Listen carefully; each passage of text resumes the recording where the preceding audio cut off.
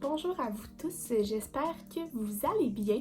Donc, nous revoilà avec une nouvelle vidéo où je vais vous parler de mon book haul, donc des livres que j'ai reçus, que j'ai acquis au cours du mois d'octobre. Donc, j'ai reçu 4 bouquins des services de presse. Je suis vraiment contente. C'est vraiment des bouquins qui ont l'air intéressants et très le fun à lire. Donc, c'est toujours le fun de recevoir des livres, puis ça me fait plaisir de vous en parler. Et après ça, je vais les lire, vous donner mon avis plus en profondeur. Donc, si jamais ce type de vidéo vous intéresse, je vous invite à vous abonner à ma chaîne et à mon compte Bookstagram si ce n'est pas encore fait. Les livres dans la barre d'informations. Sinon, je vous invite à faire un pouce en l'air à la vidéo pour m'encourager et de me dire dans les commentaires votre avis par rapport à la vidéo.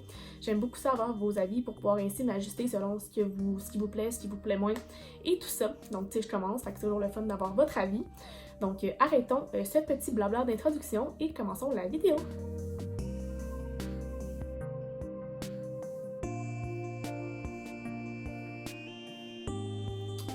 Donc, le premier bouquin que j'ai reçu, c'est En fuite d'Éric Bertrand des éditions Au Carré. Donc, c'est envoyé par Vircolia Communication. Donc, la quatrième couverture dit « Une bombe est amorcée tout au fond de Christophe avec une minuterie. Une seule certitude circule parmi le groupe. À un moment ou à un autre, elle va exploser.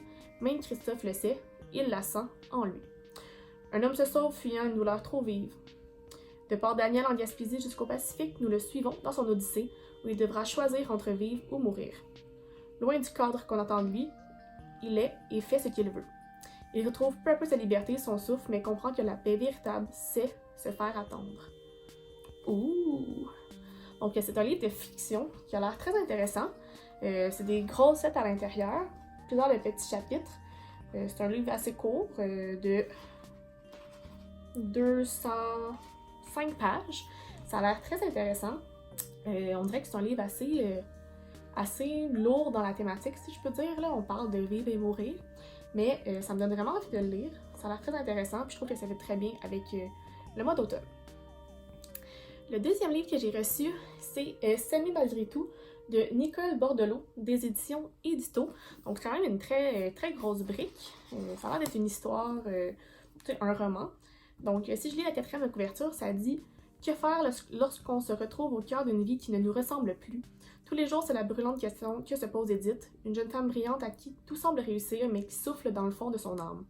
Alors qu'elle est sur le point de tout perdre, elle découvre dans les journaux intimes de son père les raisons pour lesquelles la honte se transmet dans sa famille depuis des générations. Décidera-t-elle de suivre le chemin tracé ou de briser le cercle de la dépendance pour remonter vers la lumière? Un voyage à travers 3 époques, 3 générations, des vies d'hommes et de femmes qui oscillent entre raison et folie, mais qui partagent la même quête, celle d'être aimés malgré tout. Oh, ça a l'air d'être vraiment un beau message derrière ça. C'est un très gros roman qui a l'air très intéressant. J'aime ça quand on peut rentrer dans la tête des personnages, puis c'est ce qui a l'air de se passer là-dedans. Puis, tu sais, je trouve que c'est une quête de tout le monde de se dire, voyons, est-ce que ce que je vis en ce moment, le chemin qui est tracé pour moi, est-ce que c'est vraiment ce que je veux? Fait que j'ai hâte de voir comment l'auteur a mis ça dans la tête d'une personne, puis le démontrer dans son quotidien, parce que moi, c'est quelque chose que je vis assez régulièrement. Donc, c'est un livre qui a l'air très intéressant, puis que j'ai vraiment hâte de me plonger dedans. D'ailleurs, je remercie Relationniste Mireille pour ce bouquin-là. J'ai vraiment hâte de voir ce qui se cache dans cette histoire-là. Donc, le troisième et avant-dernier bouquin que j'ai reçu en octobre, c'est Sur les traces de Cédrica Provencher, le parcours d'un homme en quête de vérité, par Stéphane Parent, des éditions JCL par Vircolia Communication. Donc, si je lis la quatrième couverture, ça dit « Ce qui n'a jamais été révélé au public. À l'été 2007, le Québec est en émoi. Une fillette de 9 ans manque à l'appel dans la région de Trois-Rivières. La disparition de Cédrica Provencher fait les manchettes et alimente les médias pendant les recherches, puis des années durant la suite. Alors que l'enquête piétine, le cinéaste Stéphane Parent, qui s'intéresse particulièrement aux crimes non résolus, prépare un documentaire au sujet de cette affaire. Son objectif est de prendre le relais là où les forces de l'ordre ont failli pour retrouver l'enfant. Mais quelques mois avant la sortie du film, une découverte macabre met fin à tout espoir. Les ossements de la petite Cédrica ont été identifiés. Son investigation sur le terrain lui aura cependant permis de tirer des conclusions surprenantes, parfois inquiétantes, et de reconstituer le fil des événements menant à cet instant fanatique gravé dans la mémoire collective. Même si le dossier demeure officiellement non élucidé, ce témoignage choc dévoile enfin des informations inédites recueillies par un homme en quête de vérité. un livre essentiel pour ne jamais oublier Cédrica. Honnêtement, ça c'était un livre qui me fait, que j'ai vraiment hâte de lire, mais qui me fait un peu peur. C'est une histoire vraie, fait que veux pas, je vais l'échapper. C'est quelque chose qui va venir me chercher, j'ai l'impression. Ça a l'air très intéressant parce que moi, en 2007, j'étais jeune, j'avais comme 12 ans. J'étais quand même un petit peu plus vieille que la petite Cédrica, mais c'est quand même pas loin de chez moi, tout ça. J'ai un peu vécu l'histoire, mais un peu de loin, fait que me replonger là-dedans, je sais que ça va venir me chambouler des émotions à l'intérieur, mais j'ai vraiment hâte de le lire. Les textes ont l'air quand même écrits en grosses lettres. Ça a l'air d'être des petits chapitres, ça a l'air très intéressant. J'ai hâte de voir si je peux en savoir plus sur cette histoire-là.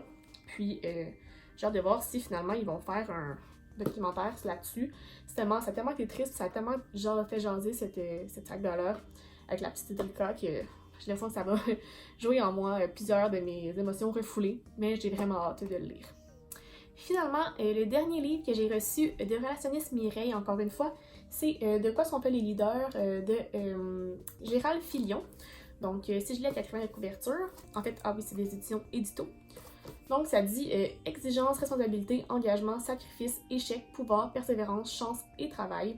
Comment se forge le leadership? Comment les leaders québécois ont-ils atteint l'excellence dans leurs domaines respectifs?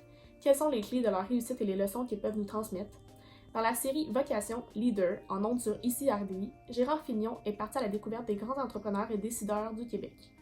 Fort de ses rencontres avec des femmes et des hommes engagés dans leurs entreprises et la société, le journaliste nous propose dans cet ouvrage une réflexion libre sur le leadership. Il nous raconte le parcours des leaders aux carrières exceptionnelles, jalonnées de grandes décisions comme de grands doutes, ainsi que des histoires profondément humaines et inspirantes. Cool! Oui, en fait, c'est ça, lui, c'est un journaliste sur une chaîne ici au Québec. Puis j'avais entendu parler de ça. En fait, c'est ça, c'est le parcours de plusieurs personnes connues dans plusieurs domaines différents. Fait que de ce que je comprends, on va en apprendre plus sur comment ça s'est passé, leur parcours, c'est comment ils ont eu des obstacles, comment ils ont fait pour les surmonter, s'ils ont des conseils pour nous. Fait que ça a l'air très intéressant. Je pense que ça va être, c'est un livre plus à titre informatif. Je vais apprendre des choses, là, c'est pas une lecture que j'ai embarquée dans une histoire et tout ça. Mais ça va être une petite lecture légère qui va m'apprendre des choses. Fait que je trouve ça toujours bien d'avoir plus, d'être plus cultivé sur des sujets comme ça. Puis de leadership, je veux dire, ça, on l'en fait, on l'a dans tous les jours dans notre vie. Fait que m'aider à avoir des conseils, tout ça, je pense que ça va être bien.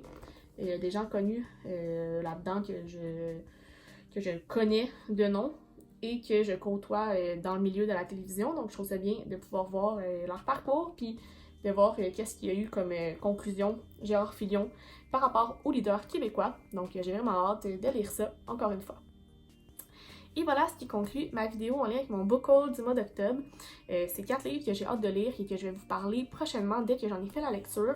Ça devrait aller assez vite, là. Je trouve que ça a l'air très intéressant ce livre-là, puis je préfère ne pas tarder parce que quand je les ai, c'est comme un petit cadeau, puis j'ai juste le goût de les ouvrir et de les commencer.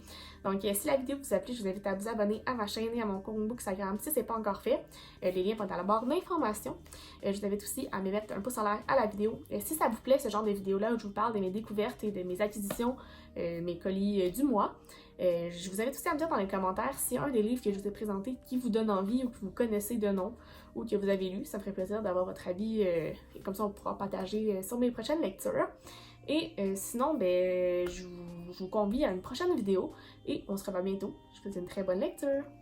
Bye bye!